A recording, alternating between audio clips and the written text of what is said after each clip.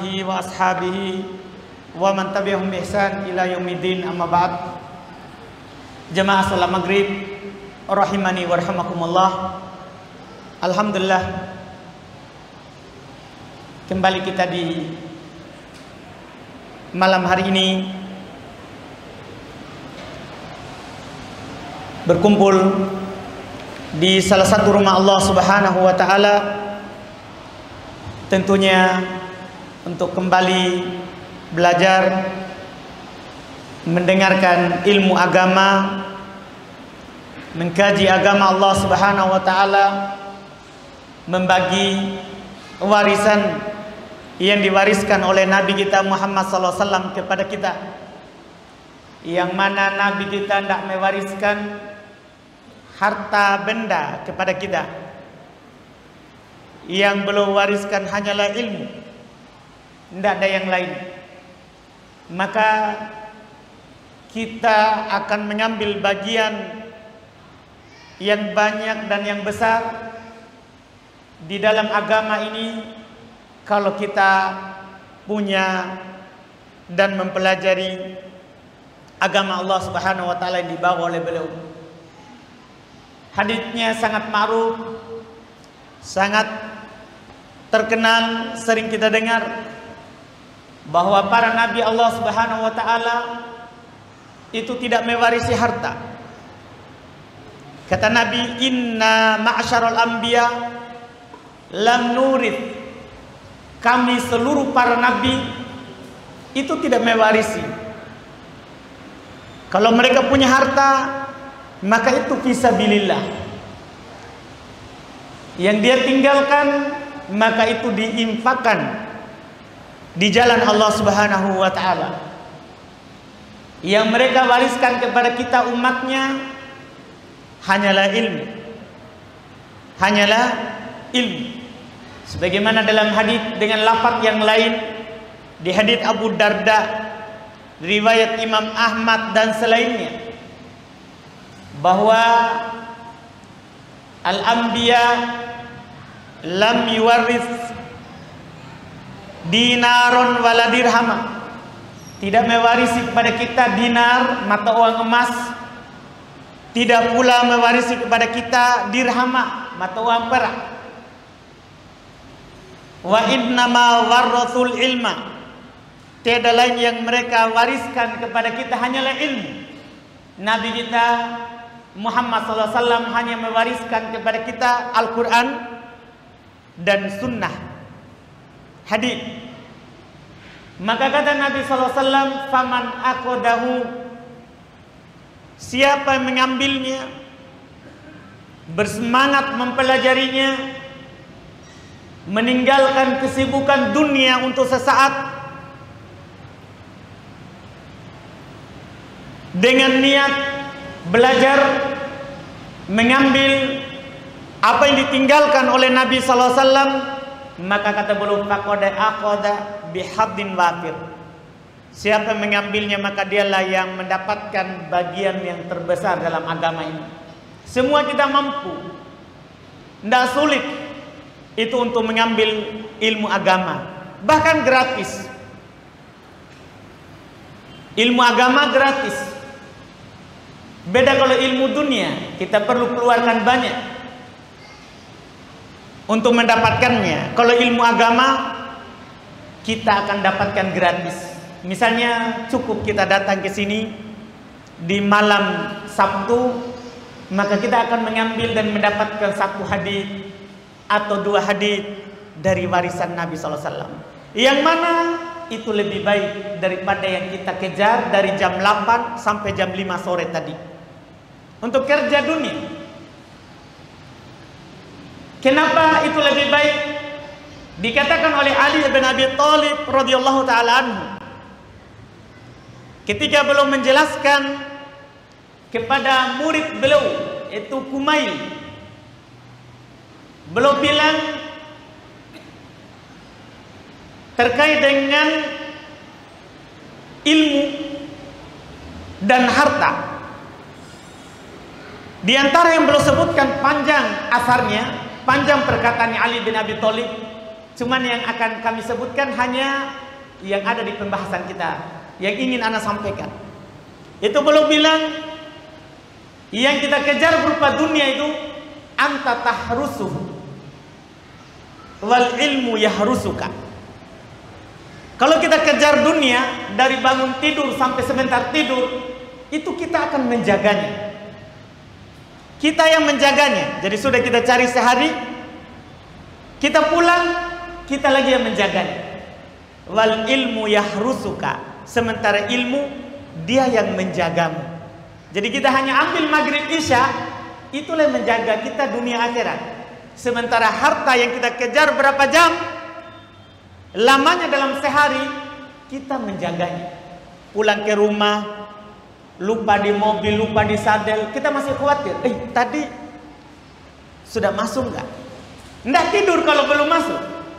Kalau ilmu kita pulang tenang, dia akan menjaga kita. Ini perbedaan antara kalau kita kejar dunia dan kejar ilmu agama Allah Subhanahu wa taala. Maka alhamdulillah, beruntunglah orang yang menyempatkan dirinya untuk belajar ilmu agama Allah. Itulah yang bahagia dunia akhirat. Itu yang perlu kita syukuri dalam kehidupan ini. Di pertemuan ini alhamdulillah kita akan kembali melanjutkan pembahasan kitab Bulughul Maram karya Al-Imam Al-Hafidh Ibn Hajar rahimallahu taala. Di malam ini insyaallah kita akan baca 2 hadits di kitab ini, yaitu hadits yang ke-9 dan yang ke-10 insyaallah taala. Kita baca hadits yang ke-9. Kata beliau, an Abi Qatadah radhiyallahu anhu anna Rasulullah sallallahu alaihi wasallam qala fil hirrah innaha laysat binajasin innama hiya minat tawafina alaikum akhrajahul arba'atu wa sahhahahu Tirmidzi wa Ibnu Khuzaimah. Kata beliau dari Abu Qatadah radhiyallahu taala anhu, beliau berkata, Rasulullah sallallahu alaihi wasallam bersabda tentang hirrah, kucing.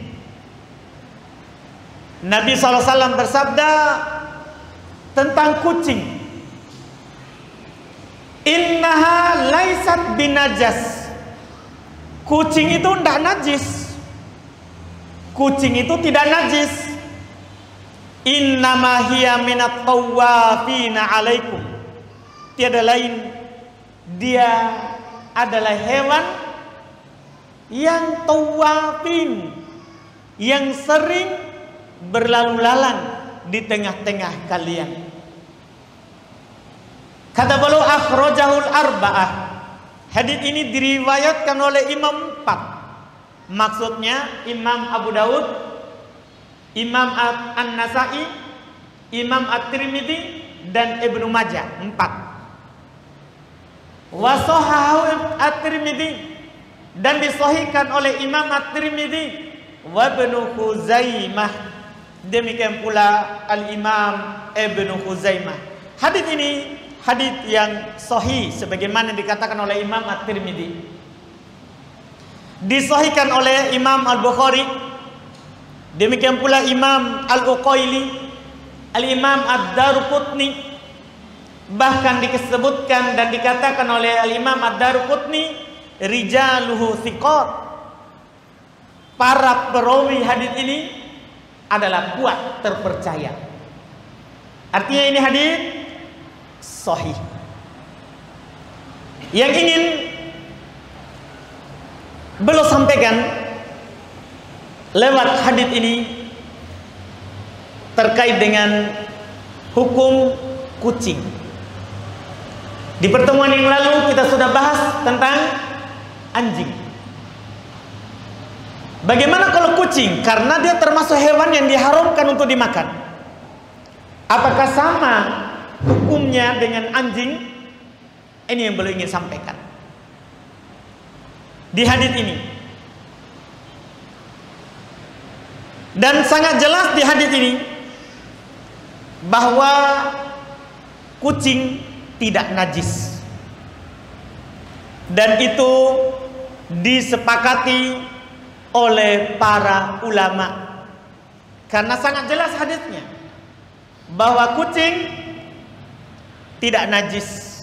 Nabi yang bilang innaha laysat binajasin, kucing tidak najis. Kucing tidak najis. Ini hukumnya terkait dengan kucing. Dan dalam hadis ini pula terdapat kaidah yang disebutkan oleh para ulama bahwa tidak semua yang haram itu najis. Tidak semua yang haram itu najis. Kapan kita katakan najis? Kalau Nabi bilang najis. Contoh apa? Anjing. Anjing. Ketika syariat kita bilang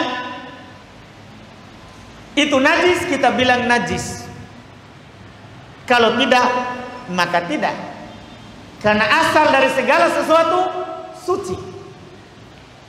Asal daripada segala sesuatu suci. Semuanya suci dan najis. Semuanya Allah Subhanahu wa taala ciptakan untuk kita pakai, untuk kita gunakan, untuk kita manfaatkan.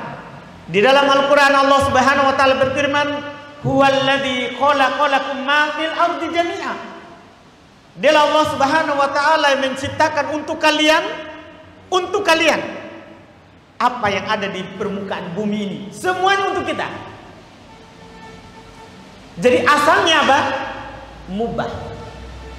Asalnya tidak najis. Kapan kita katakan najis? Syariat kita yang bilang itu adalah najis. Maka kalau tidak. Contohnya ini. Padahal kalau kita mau bicara pakai akal, anjing haram, najis air liurnya. Seharusnya kalau pakai akal berarti kucing juga apa? Najis. Kenapa? Nah, sama haram. Ternyata tidak. Alasannya Nabi SAW sebutkan di hadis, innama hiya minat tawafina alaikum. Kucing itu adalah hewan yang lalu lalang di tengah kalian.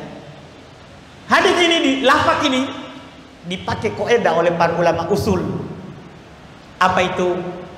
Kaidah besar dalam syariat kita, al-masyaqqatu tajlibut taisir. Kalau ada yang memberatkan, maka harus dipermudah. Lihat, kalau seandainya setiap kucing jilat air, setiap kucing menjilat bejana atau piring kita makan, setiap itu kita harus cuci, apa yang terjadi? Masyaqqah, berat bagi kita. Makanya syariat mudahkan. Syariat kita mudahkan. Ini secara umum usul pokok syariat kita. Oleh karena itu Nabi SAW ketika mengutus Abu Sa'id Al-Khudri dan Mu'adz bin Jabal ke Yaman, utusan kedua. Kan di awal kan diutus siapa? Mu'adz bin Jabal ke Yaman. Yang kedua baru utus Mu'adz bin Jabal dan Abu Sa'id Al-Khudri, dua orang. Apa wasiat Nabi SAW? Yassiro wala tu'assiro. Permudah, jangan dipersulit. Permudah, jangan dipersulit. Karena agama itu mudah. Agama itu mudah. Coba bayangkan, sangat banyak perkara di dunia ini yang diharamkan sedikit. Sangat banyak muamalah, jual beli yang kita lakukan, transaksi di dunia ini, tapi yang diharamkan sedikit. Lebih banyak halal. Lebih banyak halal daripada haram. Kenapa? Agama dibangun di atas kemudahan, tapi tidak bermudahan. Agama dibangun di atas kemudahan, tapi tidak bermudahan. Tidak bermudahan. Ini Masya Allah contoh yang disebut oleh Nabi kita. Dan lafaz ini tadi, innama hiyat minat tawafina alaikum, itu adalah yang berlalu lalang di tengah kalian. Demikian pula dikiaskan semua hewan yang sering berlalu lalang di kita, sulit untuk terlepas darinya. Dia tidak najis walaupun dia haram. Apakah bentuknya sebesar kucing atau di bawahnya kucing? Para ulama menyebutkan tikus haram dimakan, tapi tidak najis. Tidak najis. Kencingnya, kotoran tidak najis. Kenapa? Alasannya sama. Itu termasuk yang lalu lalang di kalian. Bahkan akan datang nanti pembahasan kalau ada makanan masuk tikus. Ada makanan masuk tikus, mentega misalnya masuk tikus, mati di dalamnya. Kita tidak berbicara jijik ya. Jijiknya masalah masing-masing. Karena ada orang tidak jijik, ada juga jijik. Kalau ada tikus masuk di mentega, mati. Cukup kita ambil tikusnya dan sekitarnya, buang, menteganya halal. Demikian pula kalau ada minyak kemasukan tikus, ambil tikusnya, buang, makan minyaknya. Karena apa? Tidak najis.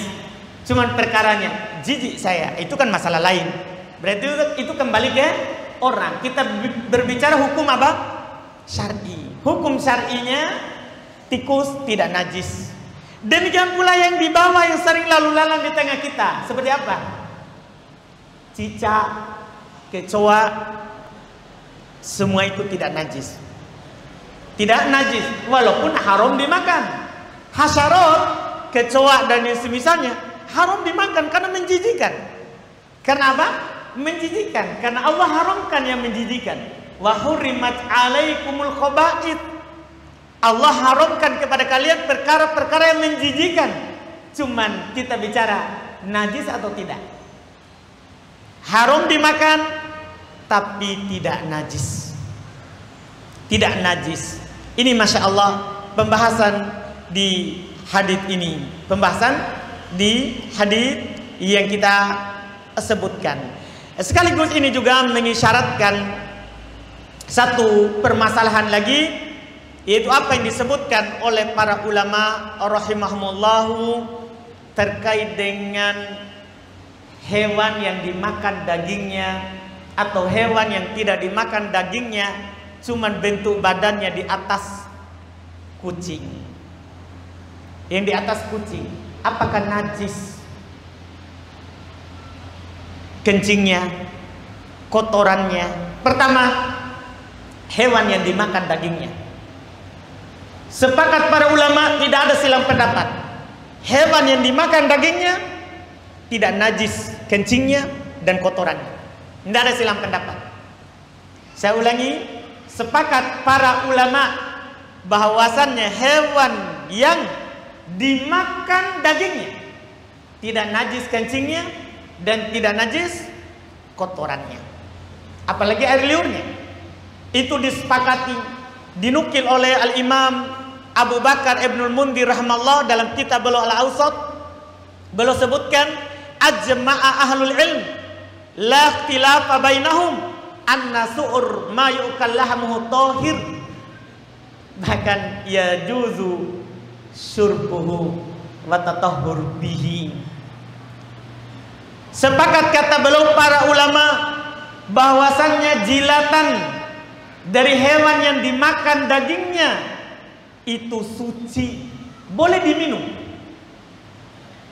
boleh diminum dan boleh bersuci dengannya, boleh bersuci dengannya. Ini terkait dengan hal tersebut. Bahkan kencingnya, kotorannya sama tidak najis, tidak najis dan tidak perlu dicuci. Dalil mereka, Nabi SAW pernah ditanya tentang sholat di kandang kambing.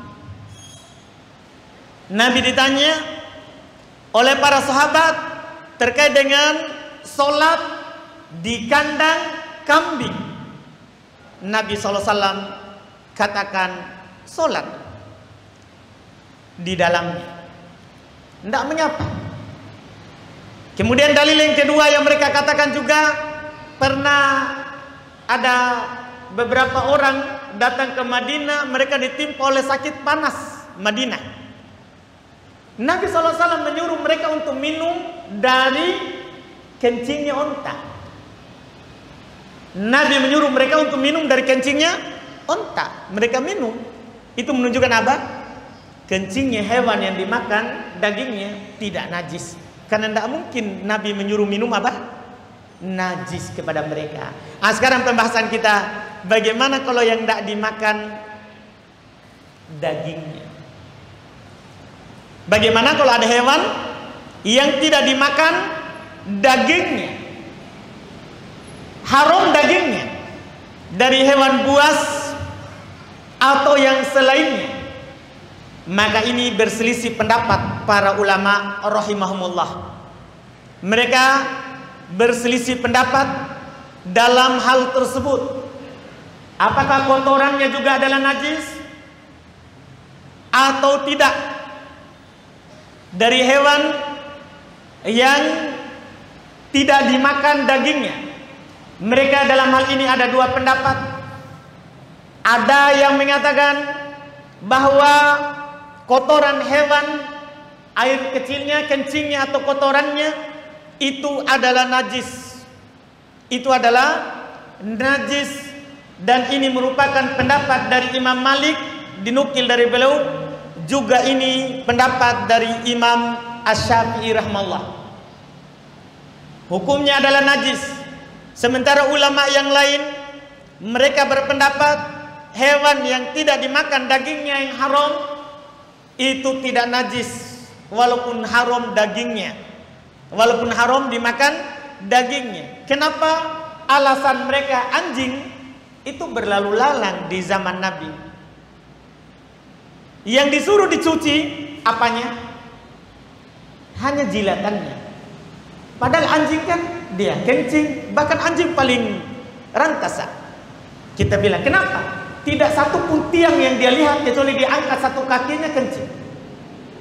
Kan begitu? Anjing. Tapi tidak ada dinukil dari Nabi SAW menyuruh cuci kencingnya. Tidak ada. Ini menunjukkan kata mereka bahwa kencingnya yang tidak dimakan dagingnya itu tidak najis. Tidak najis. Dan ini pendapat ini yang lebih kuat dengan apa yang kita sebutkan tadi itu alasannya. Walaupun ada jawaban dari yang mengatakan tadi najis, mereka bilang itu sebelum disuruh cuci air liurnya. Itu sebelum disuruh cuci air liurnya. Itu jawabannya. Cuman itu jawaban untuk anjing. Nah, banyak hewan yang lalu lalang di masa Nabi SAW. Bukan hanya apa? Anjing. Ada babi. Ada yang lainnya. Tidak dinukil. Contohnya di sumur yang telah lewat pembahasan kita. Banyak hewan yang minum. Cuman airnya tidak dikatakan najis. Airnya tidak dikatakan apa? Najis. Itu pendapat yang paling kuat dalam masalah ini. Ya, insyaallah ta'ala. Ini pendapat yang paling kuatnya. Banyak ulama juga yang menguatkan hal tersebut. Baik. Itu kandungan dari hadis yang ke-9. Hadis ke-10. Kata beliau rahimahullah, wa an Anas ibn Malik radhiyallahu taala anhu qala jaa a'rabi fabala fi ta'ifatil masjid fazajarahu an-nas fanahahum Rasulullah sallallahu alaihi wasallam falamma qada baulahu amara an-nabiyyu bidanubin min ma' fa'uhriqa alaihi muttafaqun alaihi.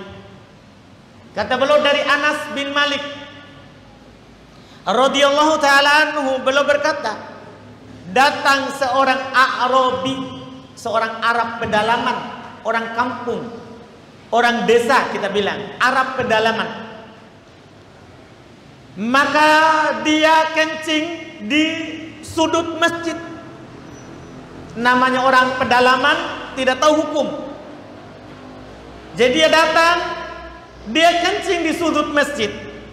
Fazajarahun nas, maka para sahabat memarahinya. Fanahahum Rasulullah melarang mereka, yaitu bilang biarkan. Dalam lafaz lain da'u, biarkan, tinggalkan dia. Falamma qada baulahu, tatkala orang itu selesai kencing, amaron nabiyyu bidanubin min ma, Nabi SAW memerintahkan untuk membawa satu ember air, fa'uriku alaih, dan disiramkan di atasnya. Hadis riwayat Bukhari Muslim, tidak perlu ditanyakan dan dijelaskan sahihnya. Fikihnya langsung kita masuk di pembahasannya. Hadis ini belum sampaikan kepada kita untuk menunjukkan bahwa kencingnya Adam. Tadi kan kita berbicara hewan, selesai sudah. Sekarang kencingnya Adam, manusia, itu semuanya najis. Itu disepakati. Siapapun itu, laki perempuan, besar ataupun kecil, semuanya najis. Itu disepakati. Bahkan kencingnya anak kecil yang belum makan makanan, itu najis. Yang diringankan hanya apa?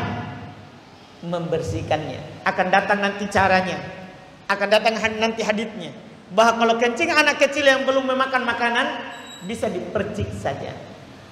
Cuman bukan berarti dia tidak najis. Disepakati semua kencing Adam, anak Adam, najis. Apa dalilnya? Hadits yang ada di hadapan kita. Ada orang Arab kencing, Nabi suruh siram. Itu menunjukkan apa? Najisnya kencing anak Adam. Itu yang pertama. Kemudian yang kedua, faedah dari hadis ini, bahwa kalau ada suatu tempat, apakah tanah atau lantai atau apa saja, pakaian yang ditimpa oleh najis kencing, yang wajib dilakukan adalah mencucinya. Kalau bisa dicuci, kalau tidak bisa dicuci maka disiram dengan air. Ini faedah kedua dari hadis itu. Faedah kedua dari hadis itu. Faedah yang ketiga, dan ini di luar daripada pembahasan kita, yaitu disebutkan oleh para ulama bahwa orang bodoh itu, orang yang tidak tahu hukum, itu diajari ilmu hukum, bukan dimarahi. Dari mana kita ambil ini? Jadi para sahabat yang tahu hukum yang tidak boleh kencing di masjid, mereka marahi orang Arab itu. Tapi Nabi bilang, biarkan, biarkan, tinggalkan dia. Setelah itu baru Nabi ajar dia. Selesai kencingnya, disiram air tempat bekas dia kencing, kemudian Nabi ajarkan kepadanya ilmu. Kata Nabi SAW, inna hadhil masajida la tasluhu li syai'in min hadhil baul wal qadar. Masjid ini tidak pantas untuk kencing dan air besar. Kata Nabi kepadanya, wa inna ma hiya li dzikrullah. Masjid ini hanya untuk berzikir kepada Allah. Wa qiraatil Quran, dan untuk membaca Al-Quran. Tidak boleh ada kencing, tidak boleh ada kotoran. Jadi Nabi ajarkan setelahnya, belum tak marahi. Sementara para sahabat tadi mereka apa? Marahi. Tapi Nabi bilang diam, biarkan dia. Dengan ini menunjukkan baiknya akhlak Nabi, dan belum memperlakukan setiap orang itu sesuai kadarnya. Yang berilmu diperlakukan sesuai dengan ilmunya, yang tidak berilmu maka dia perlakukan. Sampai di hadis di riwayat Imam Al-Bukhari, orang itu berdoa karena dia mendapatkan dua sikap. Sahabat memarahinya, Nabi bilang biarkan. Sampai dia selesai kencing, disiram. Sampai dia berdoa setelahnya, Allahumma arhamni Muhammadan, Allahumma arhamni wa Muhammadan, wala tarham ma'ana ahad. Ya Allah, ampun, rahmatilah saya dan Muhammad, jangan rahmati yang lain itu. Ini kalau kita salah dalam bersikap, bisa faedahnya dan dorornya besar. Dorornya besar. Dari sini jelas sekali pendalilan dari para ulama kita bahwa orang yang bodoh itu diajar, bukan dimarahi. Bukan dimarahi. Dan ketika terjadi banyak doror, maka kita tempuh doror yang lebih kecil. Kalau ada banyak bahaya, maka kita tempuh yang paling kecil. Lihat ini orang, kalau seandainya ditahan kencingnya, langsung disuruh tahan, akan merusak aluran kencingnya, terus juga akan kena pakaiannya karena dia harus segera tutup, ya, tempat keluar kencingnya. Di sini diajar kita bahwa dalam menimbang sesuatu kita harus timbang sesuai dengan ilmu dan kadar orang yang kita ingkari dari yang kita ingin sampaikan. Itu faedah dari hadis yang terakhir tadi. Alhamdulillah kita cukupkan. 2 hadis tadi terkait dengan kotoran hewan dan kotoran atau kencing keturunan Adam. Sekarang kita masuk, ada beberapa pertanyaan di sini. Kita lanjut hadis berikutnya ya, karena masalah lain lagi. Setelahnya tentang masalah yang lain lagi.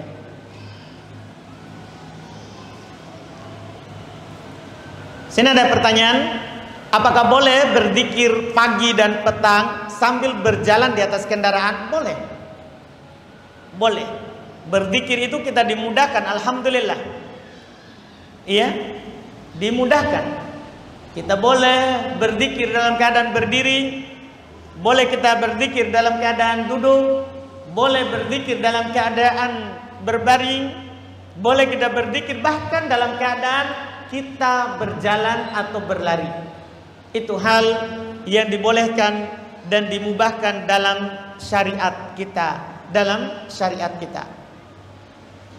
Banyak dalilnya, diantaranya hadits Aisyah radhiyallahu taala anha, dia berkata, "Kana Nabi sallallahu alaihi wasallam yadhkurullaha fi kulli ahyani." Adalah Nabi sallallahu alaihi wasallam berzikir kepada Allah di setiap keadaannya. Jadi Nabi sallallahu alaihi wasallam berzikir kepada Allah di setiap keadaan. Jalan, berkendaraan, duduk, berbaring, berdiri, belum berzikir kepada Allah. Demikian pula hadits-hadits yang lain dalam hal tersebut, wallahu alam.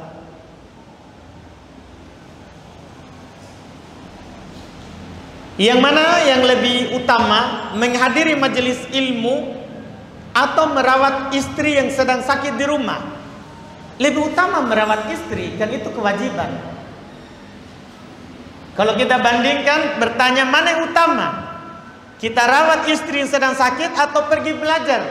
Pergi belajar hukumnya sunnah. Merawat istri yang sedang sakit itu kewajiban sebagai suami. Maka tentunya tidak bisa dibandingkan antara yang wajib dan yang sunnah. Rawat istri, belajar, ya, belajar sesuai dengan kemampuan. Kalau tidak bisa hadir di majelis, kan bisa sambil dirawat, sambil dengar online. Apalagi kita sekarang ini zaman dimudahkan untuk mendapatkan ilmu, Itu wallahu alam.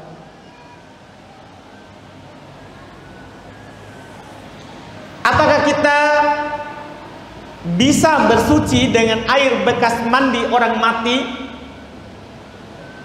Air bekas mandi orang mati itu kan air bidara atau air kapur barus. Kalau yang diinginkan bekasnya, maksudnya habis disiram mengalir terus ditampung, tidak boleh. Apalagi dalam pendapat Syafi'iyah itu jadi air mustakmal. Adapun maksudnya air dari sisa embernya, jadi sudah dipakai siram tapi ada sisanya, boleh nggak dipakai bersuci? Boleh nggak dipakai bersuci? Boleh, tidak ada larangannya. Seperti air yang lain, seperti air yang lain, boleh.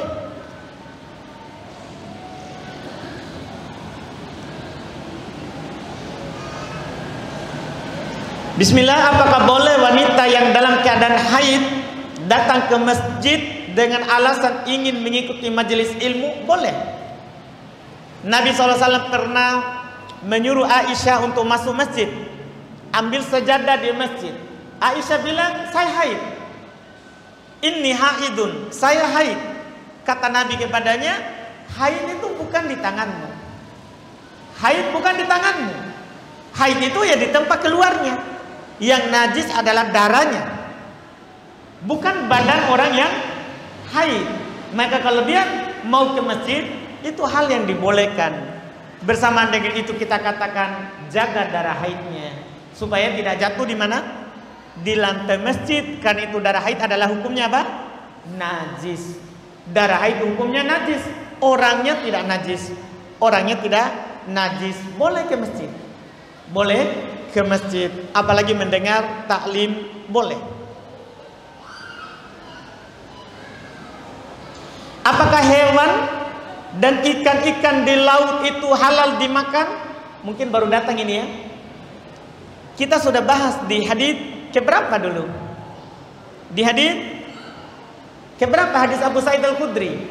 Ketika Nabi ditanya tentang air laut, apa jawaban Nabi? Al-hil at-tahuru ma'uhu wal-hillu maitatuhu. Laut itu suci airnya, halal bangkainya. Hadis keberapa?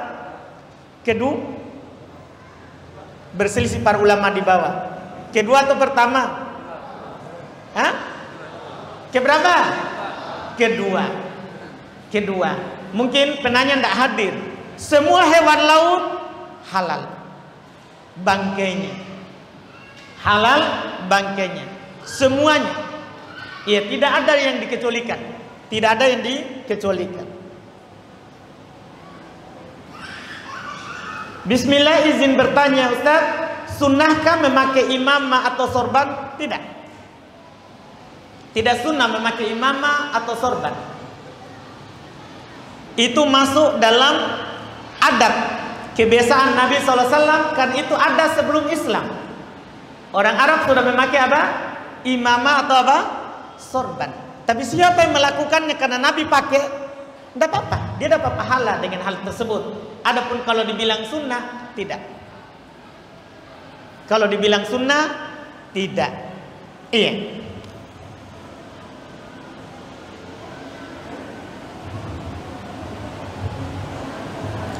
Ini ada pertanyaan, apakah cicak haram untuk dimakan? Nasam ya Pak.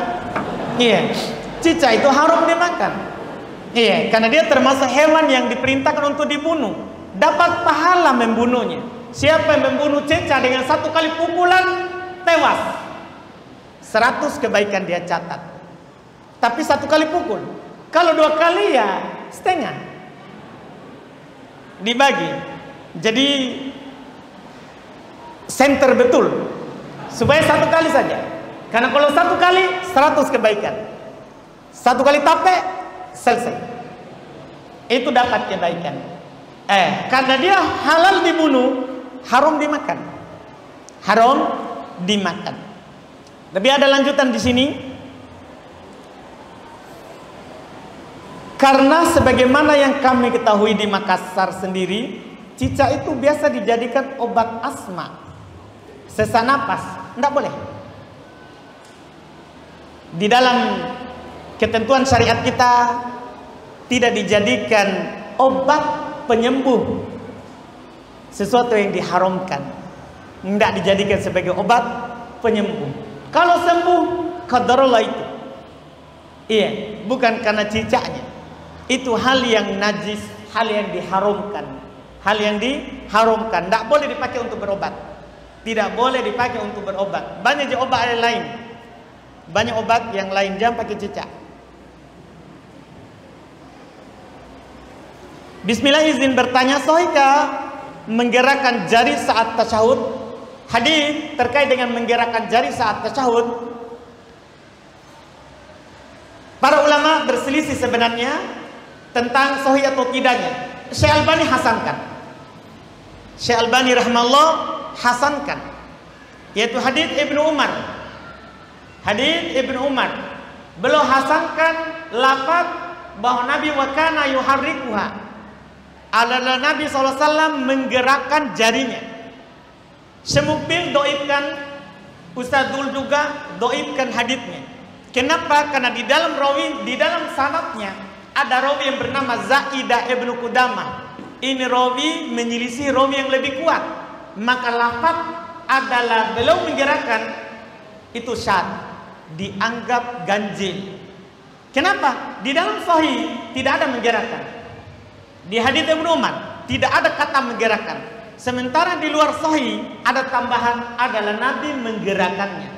Tambahan ini dihukumi syad, doib oleh para ulama, dan itu yang lebih kuatnya karena bersendiri dalam riwayatnya siapa? Zaidah ibnu Qudamah. Dia menyelisihi, disebutkan oleh Ustadzul 12 rawi yang lebih kuat darinya. Dia menyelisihi 12 rawi yang lebih kuat darinya. Satu saja dia selisihi kalau lebih kuat, doib, syad. Apalagi di sini dia menyelisih berapa? 12. Jadi hadisnya doib, menggerakkan jari. Menggerakkan jari. Ada juga hadis lain yang katanya bahwa dengan menggerakkan jari itu akan membuat syaitan terhentak, terusir dengannya. Dibantah oleh Ibn Abdul Bar rahimahullah. Dalam madhab Malikiyah, kalian menggerakkan satu jari, syaitan akan menggerakkan 10 jarinya. Iya, kalian menggerakkan satu jari, syaitan akan menggerakkan apa? 10 jarinya. Jadi dia secara makna didoibkan juga. Kalau itu yang diinginkan dari menggerakkan jari itu. Kesimpulannya seperti yang kita sebutkan tadi, bahwa haditsnya doib secara matan, haditsnya doib secara matan.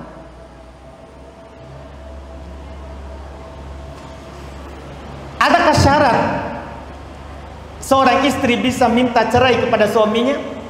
Iya, boleh kalau suaminya jelek di dalam, bukan jelek mukanya, maksudnya ada lanjutannya. Jelek di dalam isronya, jelek dalam bergaul bersama istrinya. Dia tidak ada nafkah lahir, tidak ada batin. Boleh istrinya minta cerai karena tidak dipenuhi apa? Haknya. Boleh. Tapi kalau tidak ada apa-apa, maka tidak boleh dia minta cerai. Bahkan wajib dia taati suaminya. Wajib dia taati suaminya.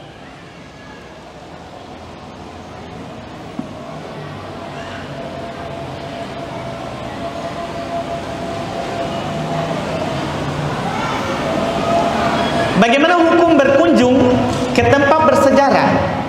Misalnya benteng Rotterdam, benteng Sombopu, dengan niat hanya untuk berwisata. Kalau tidak ada kemaksiatan, tidak ada kesyirikan di dalamnya, boleh saja. Perkara yang mubah. Tidak ada kemaksiatan, tidak ada kesyirikan. Tapi kalau ada kesyirikan dilakukan di dalamnya, misalnya untuk masuk di situ harus sujud kepada patung dulu, haram ke sana.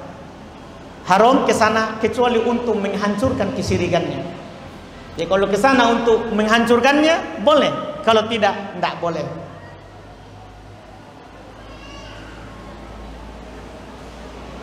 Ini ada pertanyaan, apa hukum kencing berdiri misalnya di pohon dalam keadaan darurat? Kencing boleh berdiri, boleh duduk walaupun tidak darurat. Kencing boleh duduk, boleh berdiri walaupun tidak darurat, apalagi darurat. Cuman mana yang utama, berdiri atau duduk? Kan boleh berdiri, boleh duduk. Karena Nabi dinukil, beliau kencing duduk, beliau juga dinukil, beliau kencing berdiri di tempat sampahnya orang Ansor di Madinah. Itu menunjukkan apa? Boleh berdiri, boleh duduk. Mana yang utama? Maka kembali ke landasannya. Kalau dia akan mendarat ke tanah yang keras, maka utama duduk supaya tidak terpercik. Kembali ke kita, Kalau tanahnya lembek, kita semprot akan akan apakah? Kalau kita semprot akan masuk airnya ke situ. Ia tidak memantul balik. Maka utama berdiri, boleh berdiri. Boleh berdiri. Jadi nanti dilihat keadaan. Yang jelas boleh berdiri, boleh duduk walaupun tidak darurat.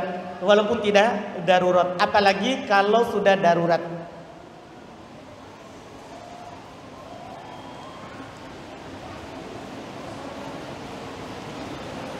Bismillah, jasad seorang yang telah dikubur bertahun-tahun tapi tidak hancur, masih utuh. Apakah itu tanda orang tersebut soleh dan calon penghuni surga? Belum tentu. Jasad Fir'aun tidak hancur.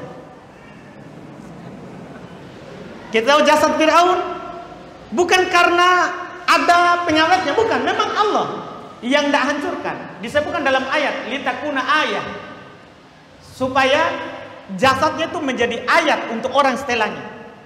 Litakuna ayah, litakuna khalfaka ayat, supaya jadi kamu itu, jasadnya itu ayat terhadap orang-orang yang datang setelahnya. Ini loh, pembangkang dulu tidak dimakan oleh tanah, tanah saja tidak menerimanya. Jadi bukan. Kalau kita katakan bahwa ciri penduduk surga tidak dimakan oleh tanah, Fir'aun gimana? Jadi tidak, itu bukan tanda. Bisa saja itu adalah ciri kalau itu orang tidak baik. Tanah saja tidak mau memakannya. Tanah saja. Iya, bukan berarti. Kecuali para nabi dan rasul Allah. Karena memang ada dalilnya. Jasad para nabi dan para rasul tidak dimakan oleh tanah. Tidak dimakan oleh tanah. Seperti itu. Waktu pelebaran masjid di Madinah itu kena dilihat bahwa jasad dari Nabi kita Muhammad SAW tidak hancur. Demikian pula kita bisa lihat jasadnya Nabi Sulaiman. Kita tahu Nabi Sulaiman meninggal dalam keadaan apa? Dia lagi berdiri mengawasi jin lagi kerja. Jadi dia sebenarnya sudah meninggal, cuma bersandar ke tongkatnya, tidak jatuh. Tidak ada orang yang tahu kalau dia sudah meninggal. Jin juga tidak tahu kalau dia sudah meninggal. Kapan dia tahu? Ketika tongkatnya itu dimakan oleh rayap di bawah, akhirnya jatuh. Tongkatnya yang dimakan. Baru dia sadar, ternyata kita bekerja pada orang yang sudah mati. Iya, sudah mati. Jadi jasanya tidak dimakan oleh tanah. Jasanya tidak dimakan oleh tanah. Kalau Nabi dan Rasul kita katakan iya, kan ada dalilnya. Ada pun selainnya enggak. Kita tidak bisa pastikan. Tidak bisa pastikan. Karena itu masalah perkara gaib. Bisa saja itu ya, apalagi ya teroris yang utuh jasadnya. Bisa saja itu dijadikan fitnah untuk para pengikutnya supaya makin kuat. Oh lihat tuh, ini iya mati bunuh diri pakai bom, dikubur ndak hancur jasadnya. Fitnah untuk pengikutnya. Bukan berarti itu kebaikan, bukan berarti itu kebaikan.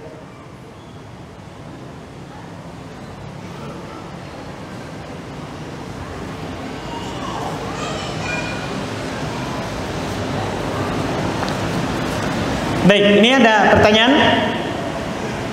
Bagaimana hukumnya makanan dan minuman yang dibaca-bacai pakai dupa dan bara api yang sebagian masyarakat menganggap itu sebagai bekal di akhirat?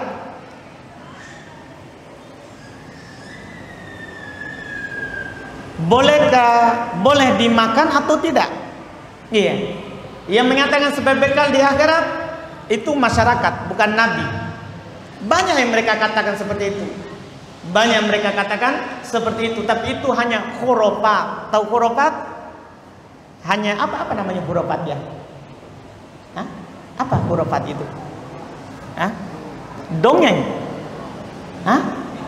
Apa? Hoax? Boleh juga, modern sekali itu ya. Baik, itu hanya hoax. Hoax. Hah? Apa? Mitos, bisa juga mitos. Itu hanya mitos saja.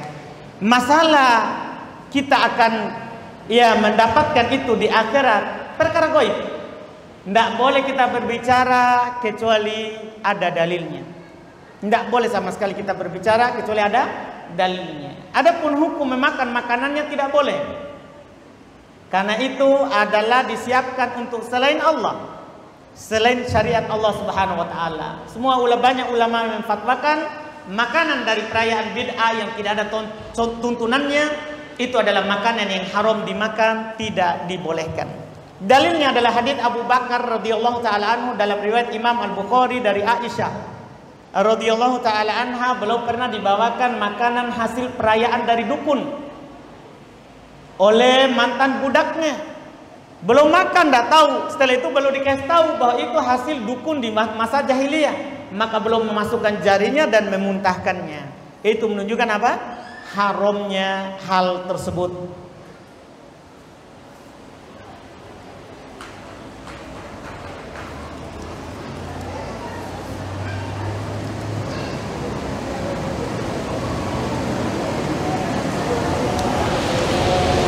Tulisan Masya Allah.